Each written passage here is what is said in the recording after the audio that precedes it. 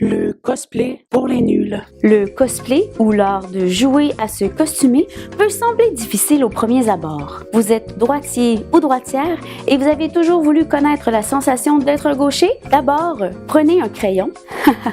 Instinctivement, vous avez pris le crayon de votre main droite, n'est-ce pas? Débouchez le crayon et simplement transférez le crayon de votre main droite vers votre main gauche. Et voilà, c'est si simple. C'est maintenant l'heure de prendre une photo Instagram et d'impressionner tous vos copains.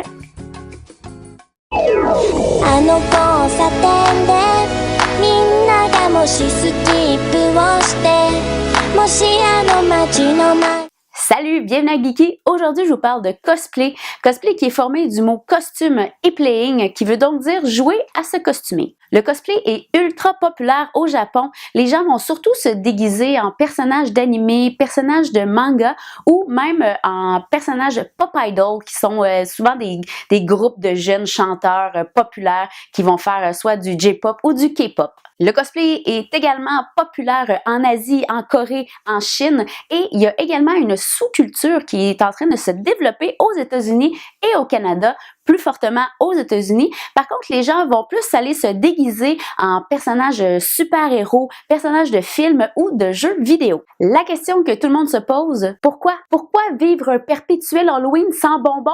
En fait, au Japon, le cosplay, ce serait un moyen de sociabiliser, de rencontrer les gens et de faire tomber la pression du quotidien. La culture au niveau du comportement social est assez sévère.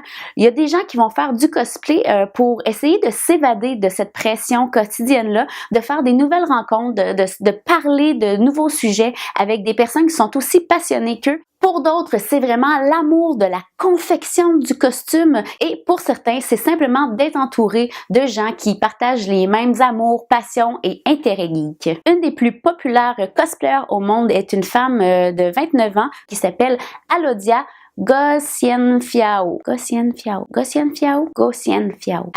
Gosien-Fiao. Ouais, c'est ça. Évidemment, à chaque année, on retrouve des personnages qui sont un peu plus marquants que d'autres et donc on retrouve Rem de Re:Zero, Persona 5 et Sand Euphorium dans le top 3 des costumes les plus populaires de 2016. Évidemment, le plus grand rassemblement cosplay se passe au Japon. C'est le Comiket qui se déroule habituellement dans la ville de Tokyo qui regroupe le plus grand nombre de participants à chaque année qui se regroupent pour se montrer leurs costumes, écouter des animés, discuter, prendre des photos et partager des fanarts.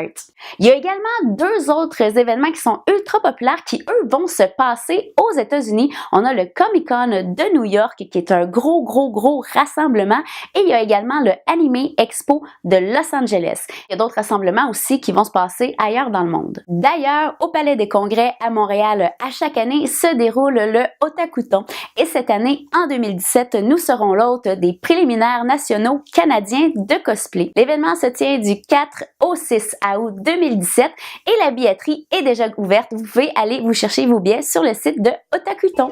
Voilà, c'est déjà tout pour la capsule de Geeky sur le cosplay. J'espère que vous avez apprécié la vidéo. Je vous invite à aller donner un like sur la page de Geeky, à partager la vidéo et à aller faire un tour sur ma page Facebook Caro Fréchette. Matane! もしもあの街のどこかで